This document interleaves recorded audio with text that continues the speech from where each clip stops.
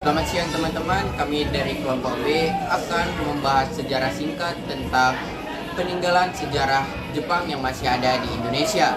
Nah, di sini saya Denis Farelian Permana dari SMA Negeri 1 Lubuk Pakam dan guru pembimbing kami yaitu Ibu Ajijah Fajar dan mata pelajaran kami yaitu adalah sejarah. Mari kita lanjut ke videonya.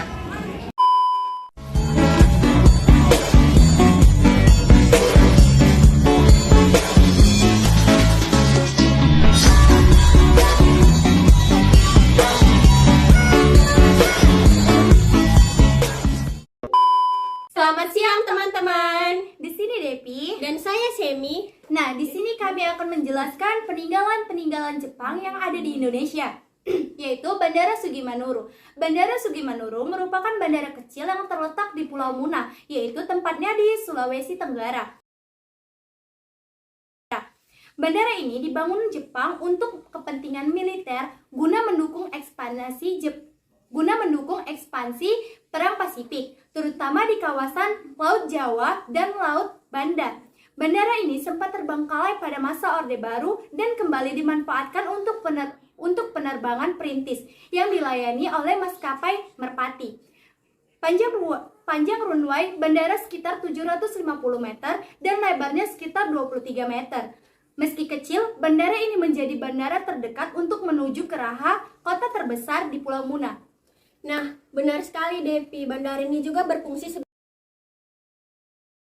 sebagai lahan parkir pesawat militer. Bandara ini juga sempat menjadi markas Jenderal Sekutu.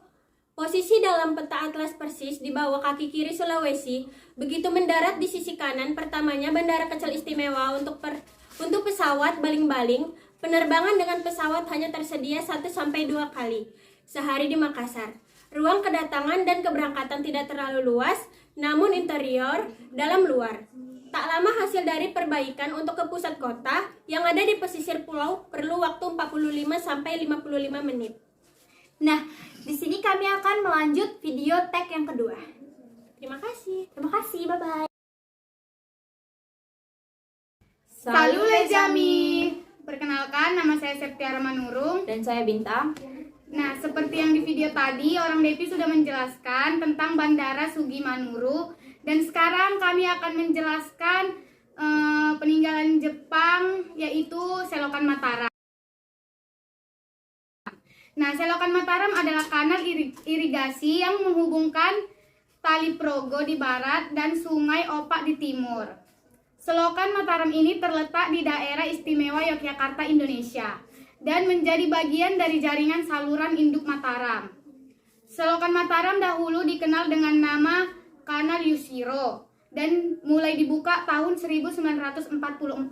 Nah, Selokan Mataram memiliki panjang 30,8 km dan dibangun pada masa pendudukan Jepang. Jepang menggalakkan Romusa untuk mengeksploitasi sumber daya alam Indonesia ataupun untuk membangun sarana prasarana guna kepentingan perang Jepang melawan sekutu di Pasifik.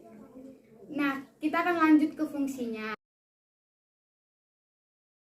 Fungsinya ini merupakan cara sultan untuk menyelamatkan rakyatnya dari kekejaman Jepang yang menerapkan Romusa atau kerja paksa saat menjajah Indonesia dari tahun 1942 hingga tahun 1945. Lanjut video berikutnya.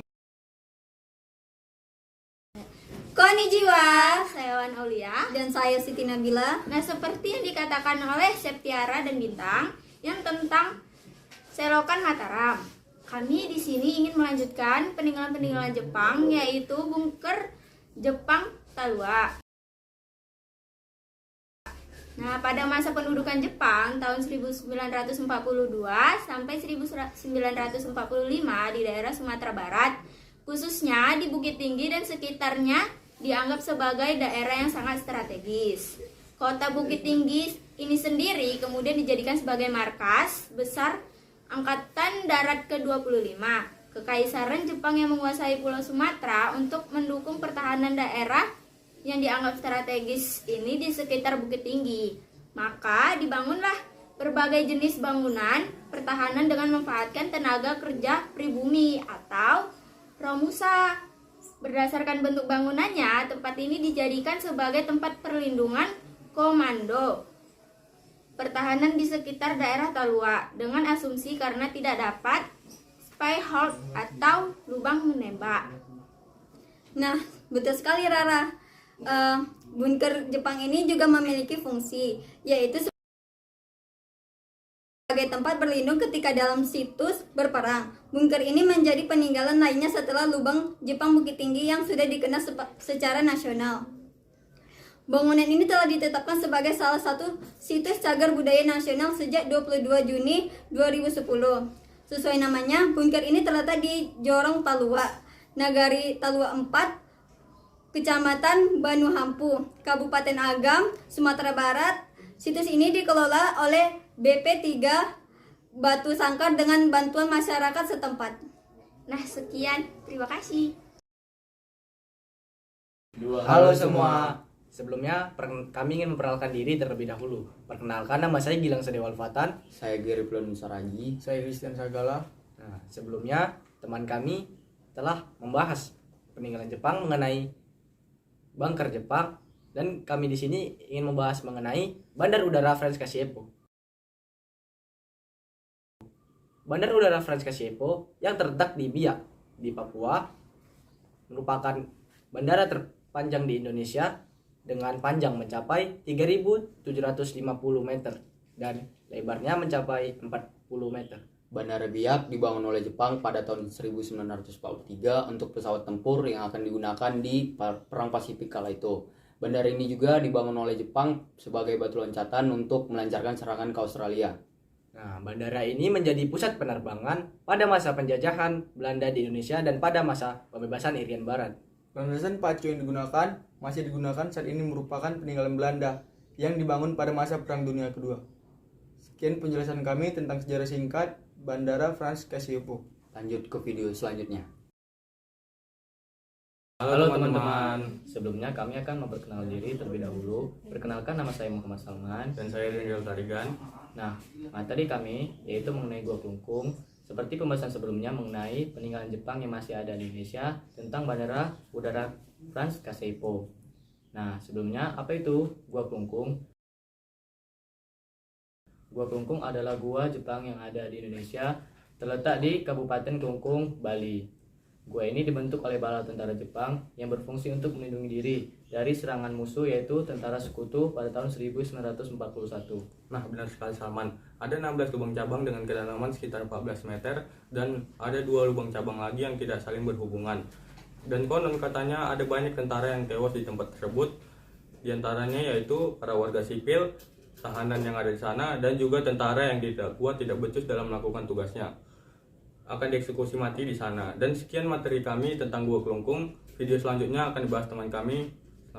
Terima kasih. Selamat siang teman-teman, perkenalkan nama saya Denis Farelian Permana. Di sini saya akan membahas secara singkat tentang peninggalan Jepang yang masih ada di Indonesia, teman-teman. Nah, sebelumnya teman saya dari awal sampai akhir yaitu Daniel dan Salman telah membahas Gua Klungkung yang bertepatan di Bali, teman-teman. Nah, di sini Denis akan membawakan sejarah singkat tentang Benteng Anoy Hitam ya, teman-teman. Nah, Benteng Anoy Hitam ini terdapat di mana sih? Benteng Anoy Hitam ini terdapat di Pulau Sabang, tepatnya di daerah Ujung Kerang, Kecamatan Sukamaju, berhadapan sebelah timur ke Samudra Pasifik, teman-teman. Nah, awal mula terbangunnya itu gimana sih? Nah, awal mula terbangunnya itu karena Jepang ingin berperang dengan Amerika yang dimana di tempat laut yaitu Laut Samudra Pasifik yang biasa kita kenal atau anak sejarah pasti tahu nih, nama perangnya adalah Perang Pasifik ya, teman-teman. Dan ya di situ kalian pasti tahu Jepang itu kalah dengan Amerika, teman-teman.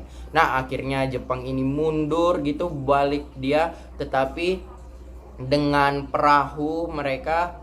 Nah, akhirnya mereka terdampar lah di sebuah pulau. Karena mereka ini tahu kalau mereka ini sedang di perairan Negara Kesatuan Republik Indonesia, akhirnya mereka bertempatanlah di pulau tersebut dan menginaplah di sana.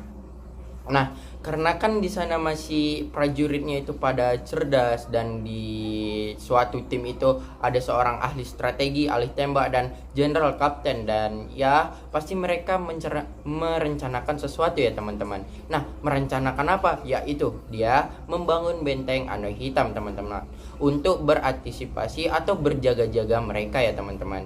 Nah, ternyata mereka membuat benteng Anoy Hitam di atas bukit teman-teman. Nah, benteng Anoy Hitam itu hanya lebar dan panjang 1,5 meter seperti tapal kuda ya teman-teman. Nah, walaupun lebar dan panjangnya hanya 1,5 meter, tetapi kan mereka membuat di atas bukit. Nah, bukitnya itu mereka gali dan mereka jadikan ruang ya teman-teman. Nah, begitulah awal mulanya terjadinya bangunan benteng Anoy Hitam teman-teman. Nah, fungsi dari benteng Anoy Hitam ini sendiri yaitu untuk menyimpan bahan senjata dan alat-alat senjata mereka ya teman-teman. Baru yang kedua sebagai tempat alat penyimpanan bahan makanan teman-teman. Dan yang ketiga yang paling terutama sebagai tempat perlindungan mereka untuk berjaga-jaga dari tentara Negara Kesatuan Republik Indonesia teman-teman. Nah, itulah penjelasan sejarah singkat dari benteng Anoy Hitam dan fungsinya ya teman-teman. Dan bagi kalian yang telah menonton video kami, jangan lupa untuk agar lebih mencerna gitu ya teman-teman, agar bisa kalian menjadikan wawasan video ini. Nah, dan begitu saja video kali ini dari saya dan teman-teman saya. Apabila ada kata yang kurang pas atau kata-kata yang belum pas gitu ya maksudnya tadi, dan mohon maaf. Dan ya, bye bye semuanya, terima kasih, dadah. Terima kasih yang telah menonton video penjelasan kami tentang materi yang kami bawakan, yaitu tentang peninggalan bersejarah milik Jepang yang masih ada di Indonesia. Dan terima kasih semuanya, see you.